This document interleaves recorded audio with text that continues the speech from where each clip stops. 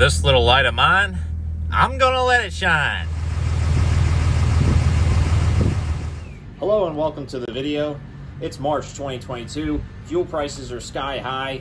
The main catalyst is the Ukraine war, but there's a lot of other long-term catalysts driving up the cost of fuel, driving up oil prices. So I thought this would be a good time to revisit MPG data, diesel fuel economy, 5.9 Cummins, 6.7 Cummins over here. I have data on both. I have 500 tanks now with this truck, and all kinds of data from tire sizes, winter versus summer, fuel additives, different brands of fuel, and other fun facts that I've put together through the years. So I'm going to be posting little snippets of data on your screen rather than trying to show you all of this, because if you have a phone or a tablet, you probably won't be able to read it. All right, let's move through our data categories. The first time I filmed this, it was over 20 minutes. I'm going to try and do it a lot faster than that, so we're going to move quickly. Let's start with tire sizes. 34 by 11.5, despite being the second largest tire, wins this category. Evidently, it's a good combo of height to weight. The height lowering my RPMs at highway speeds, where this truck spends 96% of its time historically, and that had a major benefit. The 35s, they were just too heavy to overcome. The RPMs were good, kept you close to the peak torque at like 70 miles an hour even, and it was just too much weight to overcome, so that one performed more poorly.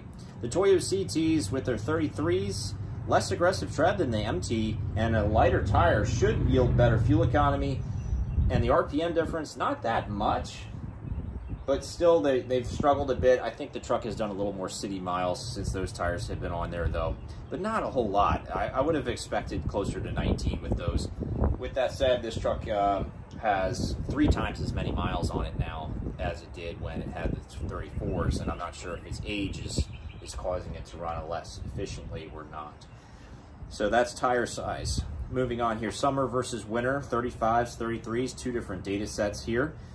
We found that fuel economy was just over half a mile a gallon less in the winter with the 35s, just under half a mile a gallon with the 33s.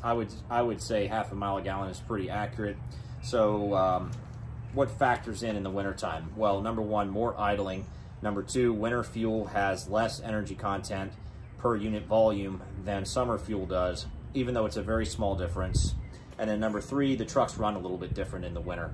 You can actually put a resistor on the intake air temperature sensor or something like that, trick the truck into thinking it's 100 degrees out when it's 0, and the truck will actually get better fuel mileage.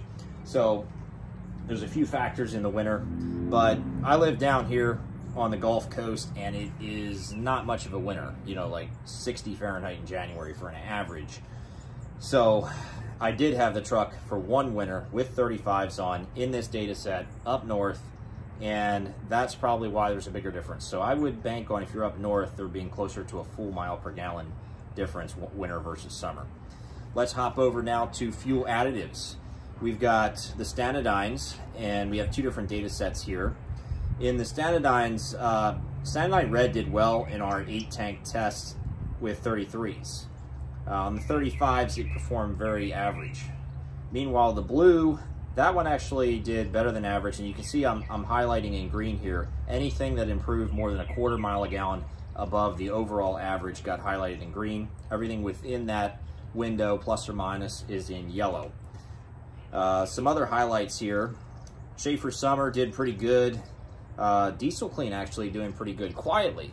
I don't really talk a lot about Diesel Clean, but in both tests, Diesel Clean was able to repeat at least a quarter of a mile a gallon better than average. We need a bigger data set here with the 33s though. We need more than 4 tanks. OptiLube was a good one when I had the 35s. The OptiLube XL definitely had a bit of a notable effect. Most fuel additives, I think, don't affect it too much and are probably not worth the cost from a money standpoint. However, you do get the benefit of cleaning and lubricating your fuel system, and in the wintertime, putting some anti-gel in too with certain additives. So whether it's worth it or not to you, that's for you to decide, but this is what my findings are right here.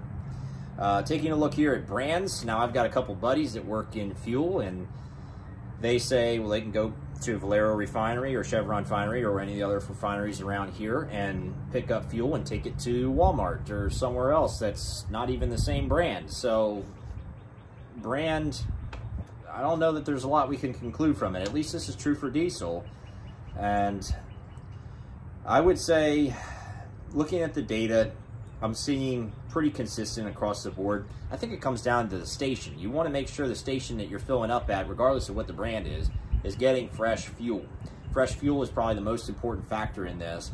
You know, Chevron is a winner out of the big four there. Shell, Racetrack, Exxon, Chevron, they're my big four that I fill up at. Chevron's the winner. And it won in my 35 data set too. I don't have a 35 data set put together again, but when I did look at that, Chevron won in that category too. Might just be I've got a couple of good Chevron stations around me with fresh fuel. Biodiesel, you can see biodiesel at 18.81 miles a gallon. Nothing new there.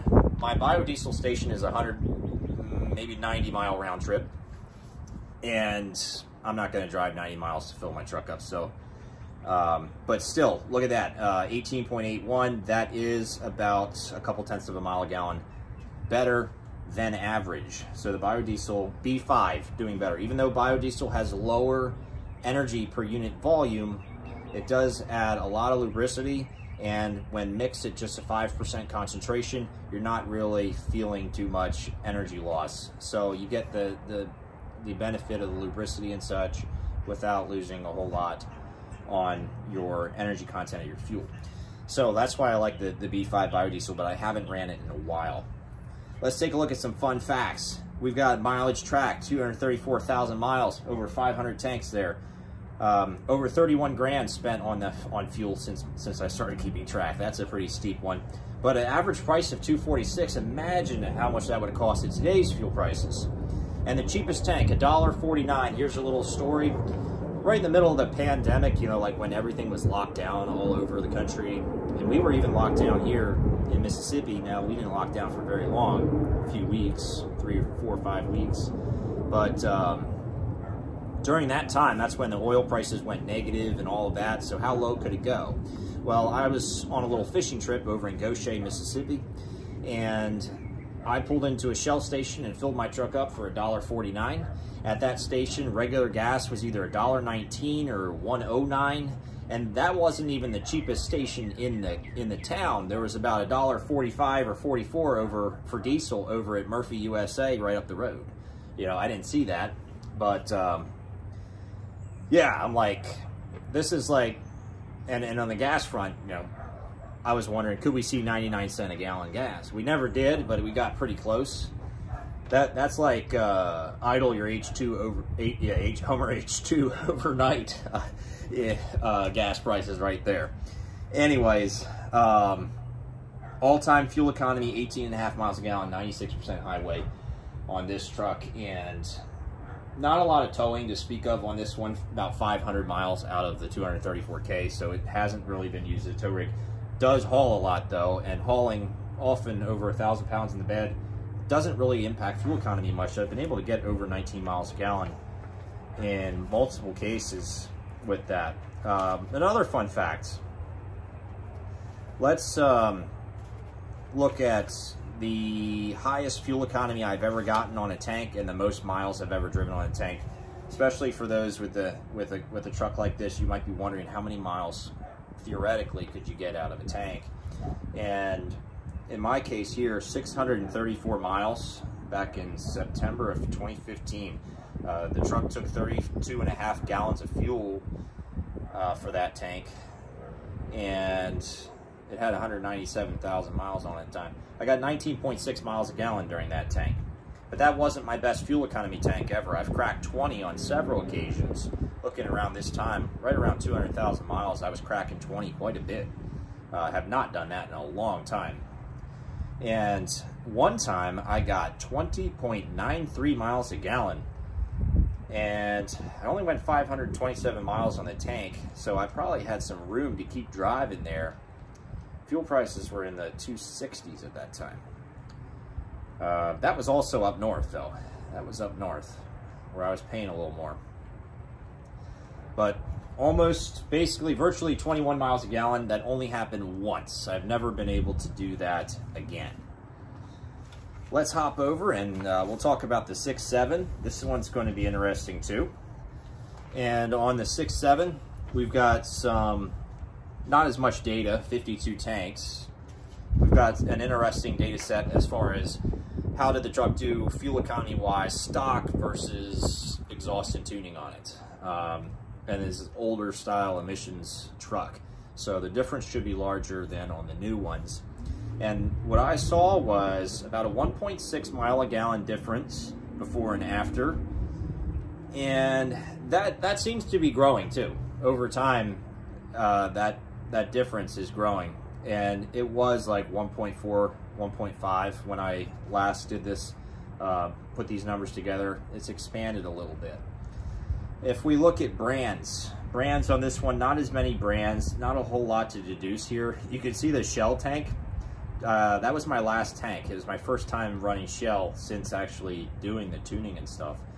And I actually got 19 miles a gallon on it, and that was the first time I ever got 19 miles a gallon on that truck. So getting 19 over there is like getting 21 on the 5.9.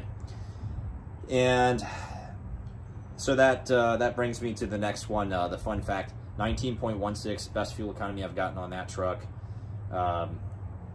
642 miles. The truck took 33.5 gallons at the pump the other day, and that's when I was paying $4.99. So I was really, it was like 170 bucks. It was very expensive.